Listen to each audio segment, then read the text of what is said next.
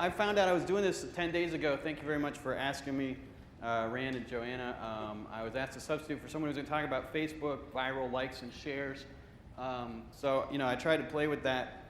How to get a virus on Facebook. I thought that was a little creepy. So I thought I'd go with how to share viruses with others and like it. Couldn't get the models to cooperate. So I settled on how to be much like 99 awesome Facebook marketing tips you can use right away with Brick Tamland. But wait, first, so let's see, I want to see how many of you are involved at all in Facebook marketing. Wow, holy crap. That is a relief, okay, for me to talk about it. So how many of you are involved with pages that you know are visible to 50% or more of the fans? You know for sure. You're visible. Okay. Dramatically fewer. We went from like 95% down to 2%. There was just a post the other day that came from ComScore, which now I understand is a lot of people don't believe them when it comes to stats, which is funny. But they said in their small study of 3 brands that 16% of fans saw daily posts, which means basically you're going to see a theme in the next few slides. We all pretty much suck at Facebook marketing right now, okay? How many of you are involved with pages that have an average feedback rate of above 1%? Right, exactly, see what I mean? We all suck. Most pages average 0.1% to 0.6% feedback rate. How many are involved with pages that have an ROI of 300% or higher on their ad spend? None? One? Okay. We have our work cut out for us. I've seen clients and students of mine get 300% to 6,500%. AdWords level or better ROI. Here's how to get more likes. Take a shower, use deodorant, smile more. Get the P90X, work out in your living room. So this is part 1 of my presentation. It's from an ebook I wrote called How to Get More Fans on Facebook, step-by-step methods for cheaply acquiring prospects who will actually buy from you. And I'm writing a new one that's called How to Write Books with Incredibly Long Titles. So you guys probably know this. We've looked at multi-touchpoint attribution. We've looked at how do people come in and become aware and ultimately buy. And by the way, disclaimer, there's a lot of talk on blogs and stuff about what Fortune 500 do, which is interesting and great for those 500 companies, but the 99.7% of businesses in the United States cannot always use those things. I always look for things that those businesses can use. So on a more general Facebook can handle all 3 of these stages: getting awareness of your brand, generating demand, and fulfilling demand. Search marketing, SEO, harvest demand. That's it. It's great. Last click, high ROI, easy to prove, confident, secure job, great. But you can't make people aware of things. So this is Facebook's strength. Personally, I think that the Facebook ad platform, I feel like I'm selling Facebook to you guys, but Facebook right now is like AdWords in 2003, okay? If you could go back to 2003 and spend a buttload of money on AdWords, would you do it? Yes? Duh, no brainer, right? That's Facebook right now, okay? Right now. It's high priority because there's very little competition. So Facebook versus AdWords ads. And you're going to hear me talk a lot about ads. There's 7 different ways you could target people with these 2 services. AdWords can do 2 of the 7. Facebook can do 6.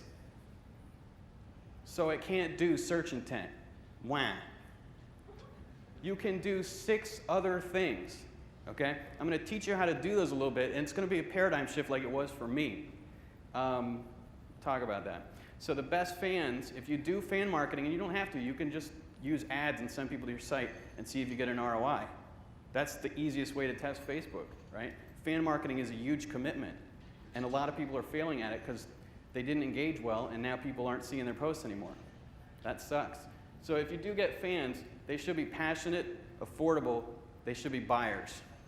They should be real potential prospects, not just anybody, right? So then you get high CTR, low CPC, high conversion rate, and you get ROI. Here's a 4-step process. So analyze your market, your offering, your target customer. Target those customers with Facebook ads. Create those ads, optimize those ads. So first thing we got to do, which we don't really have to do very much in SEO or AdWords, is get to know who these people really are.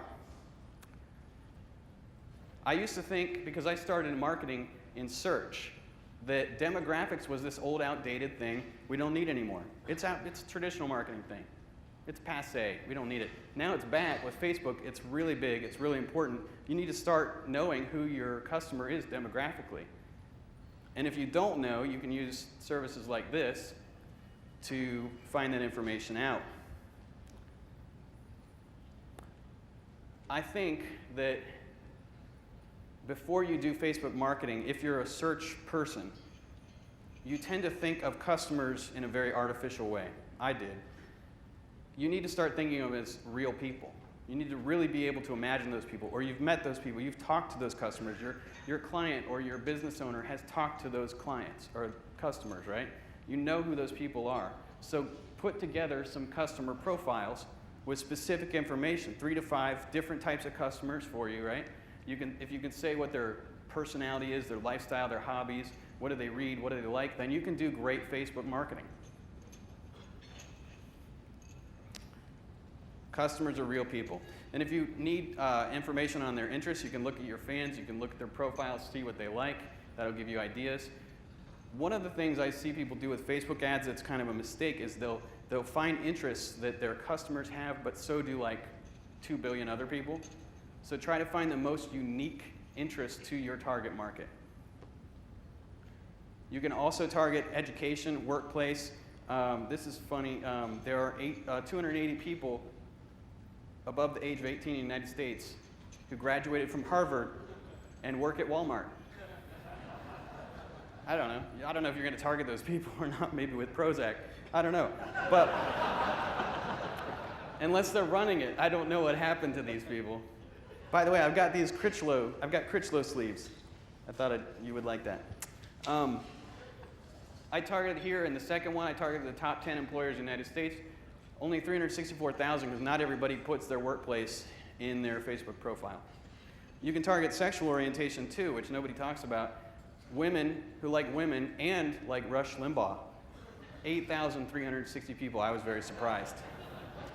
I thought they would hate Rush Limbaugh. I don't know. Just goes to show you, stereotypes aren't all true, right? So fundamental to all of this, you need to understand that higher click-through rate lowers cost per click, just like AdWords, but way more. The right click-through rate in Facebook ads makes a difference between 5-cent clicks and $1.50. You can't do that in AdWords. You don't have that kind of lever. This is critical. So the other thing is, and I have to run some data on this, I'm not totally sure yet, but some niches are more competitive than others. That might be reflected in the suggested bid, so watch out for that. Same way in AdWords with Facebook, you have to make sure your ad fits the target.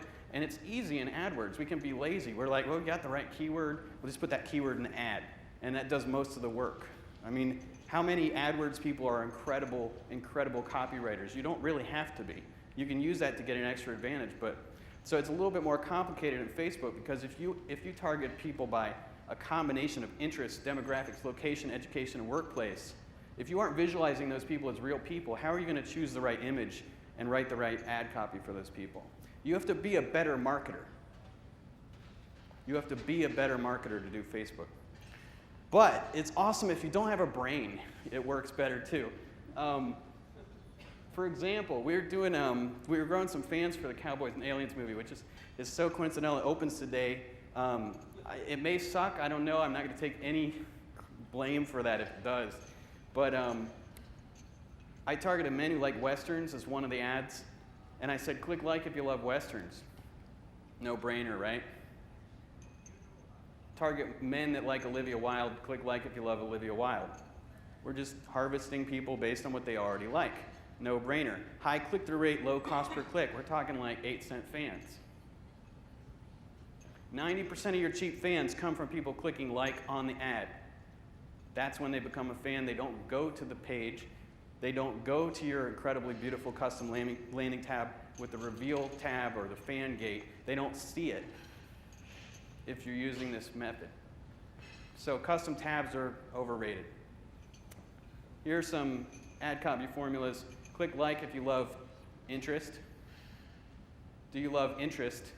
Then click like below now. Know would be really good at this is Brick Tamlin. Click like if you love lamp. I love lamp. This changed in the last few months. It used to be if you wanted really low cost per fan or cost per click, you would bid CPM and try to get a high CTR. But they've changed their ad display algorithms, so it's better to go CPC now. Sometimes I test CPC versus CPM. You have to do that in 2 separate campaigns because if you run the same target ad, if you run ads targeted the same target in the same campaign, they won't share impressions very well.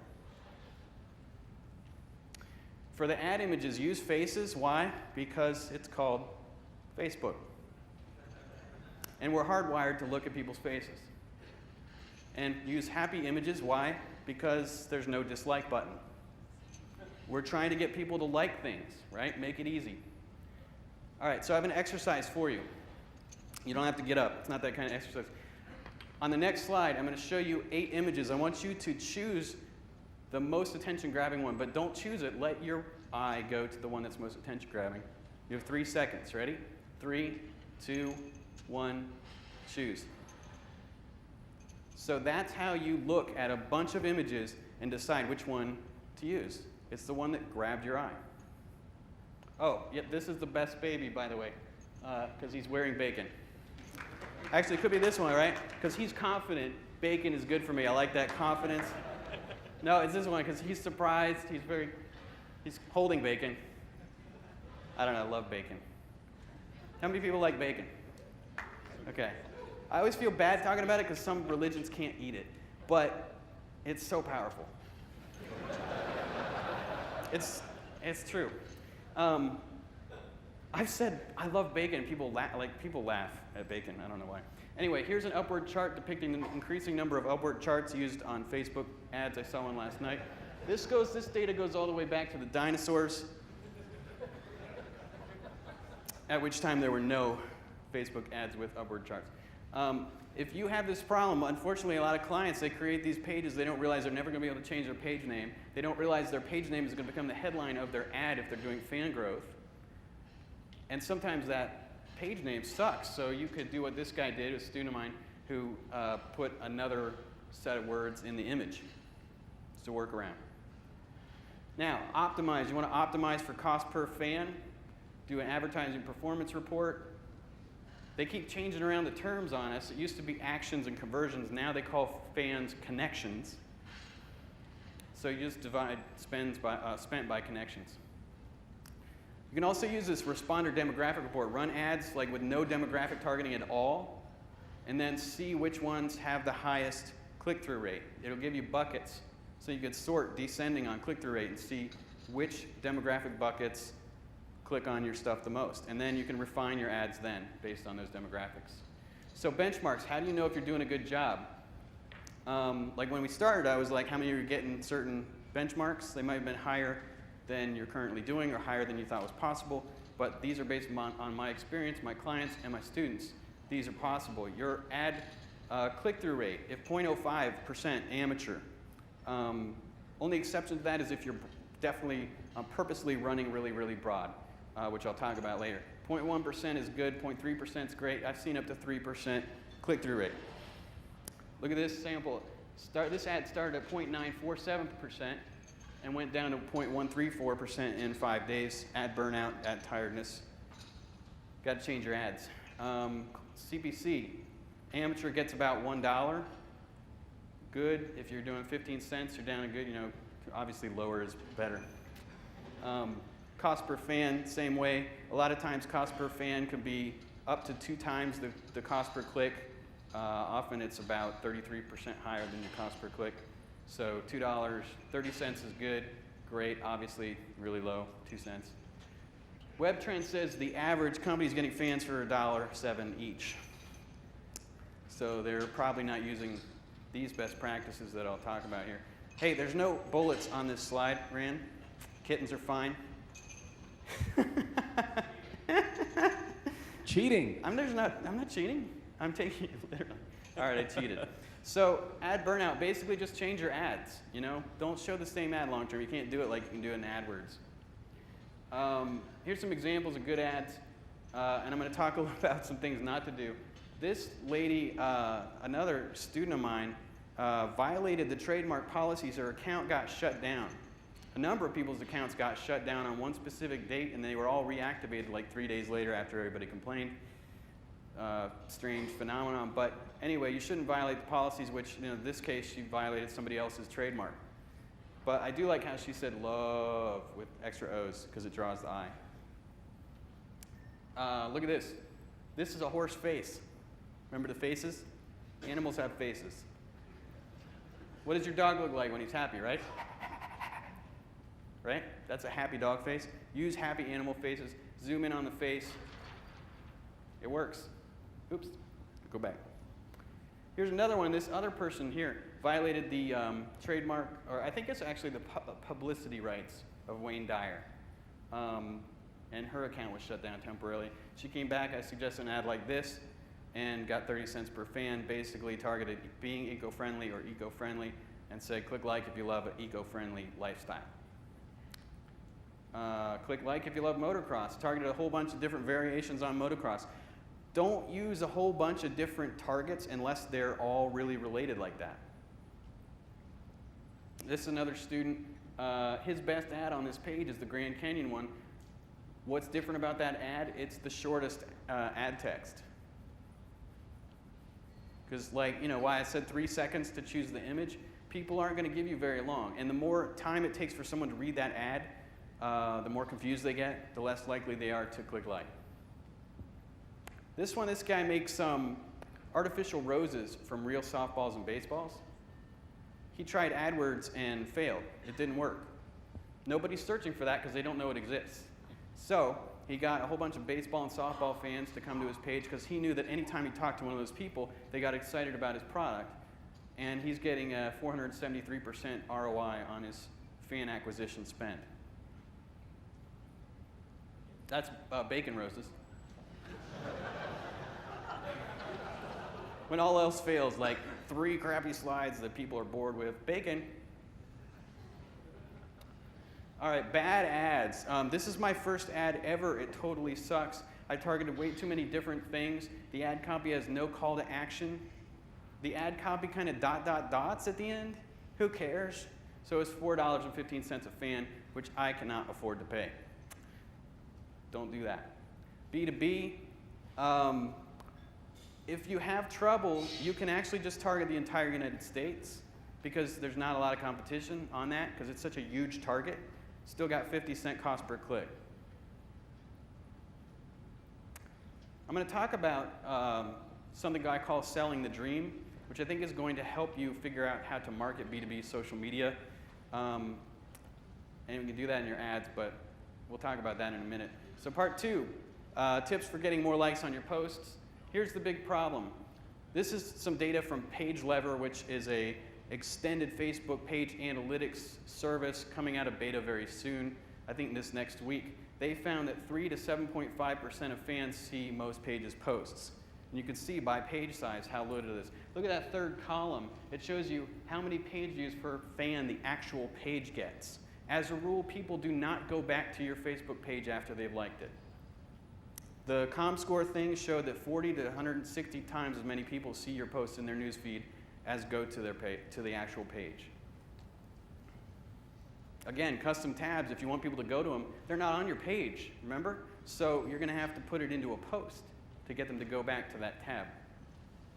Now, I call those dead fans, right? So if you have 2 million fans and only 40,000 of them are seeing your posts, you have 1.96 million dead fans.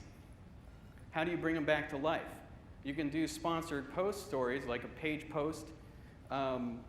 story, but the problem with those is that they can be like $3 a click. So if you find you can get, say, 30 fans, 10 cents a fan, or 10 fans, 30 cents a fan, right? So if you could get 10 fans for the same spend as one click from these zombies, you might want to just get new fans. In fact, there's this other guy who does viral Facebook apps, Chris Turretson at Momentous Media, who sometimes he'll take a brand and he'll create a whole new page and start over. So EdgeRank, which has been talked about here at this conference, go to your page insights, check out your last 10 posts, how many impressions, feedback rate. The goal is 1% or higher. I know HubSpot says 0.5%, but you can do better. And you need to if you want to get people to see your posts. So how do you do it? You ask for more likes and comments. Ask for it. Call to action, copywriting 101. So click like if in your post, right? Say click like if. What? Well, what do those people like? Do you understand these people? Have you really thought about these people as real people that you're marketing to? And if you got these people through interest in ads, what was the biggest one? Talk about that.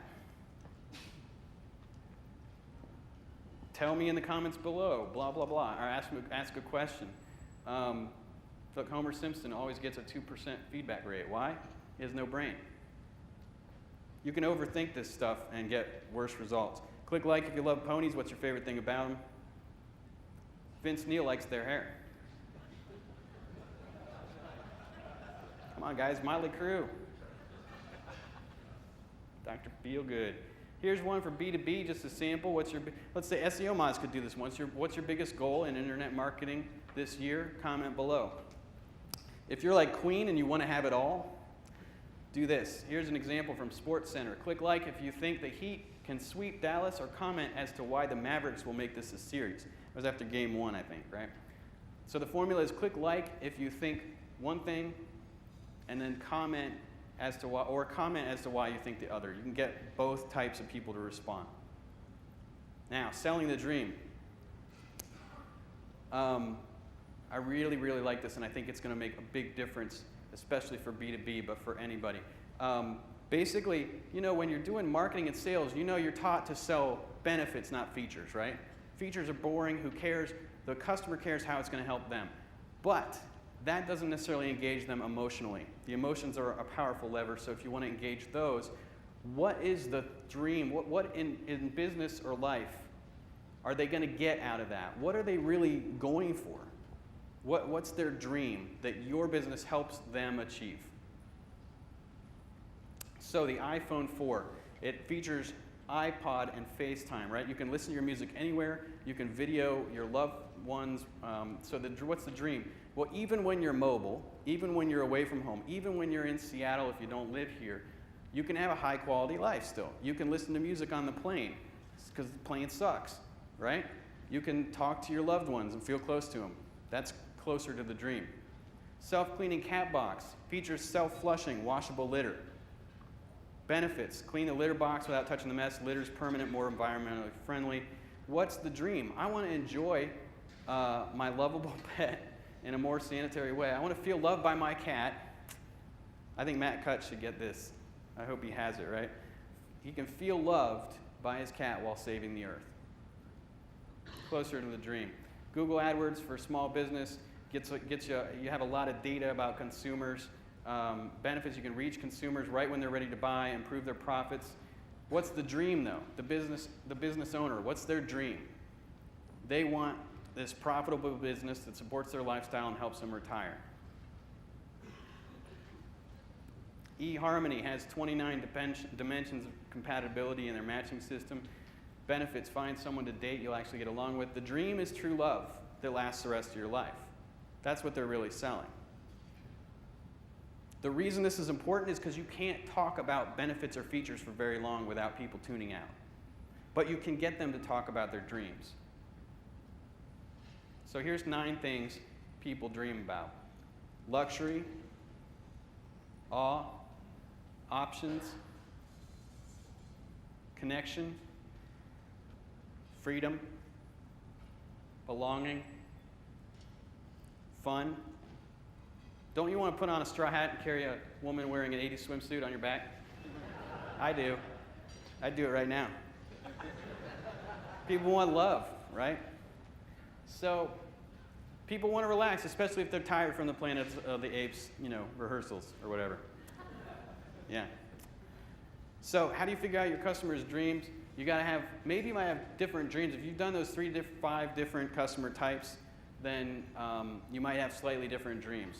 So, you got to write. You hate writing? Maybe not if you're an SEO person. If you write about this, if you write 5 pages about these customers, you will have what you need to make those posts. Because how many posts are you going to need? If you do fan marketing, you're going to need to do a post a day, right? For how long? 2 years? 730 posts? Where are you going to get all those ideas? If you want to brainstorm images to get people to click like on or to comment on, go to Google Images, go to your iStock photo or whatever your favorite stock photo site is. Type them in, use that thing where you let your attention tell you which one was the most attention grabbing. And then talk to those fans about those dreams while asking for likes and comments. That's it. Sell the dream, call to action. That's it. Thank you.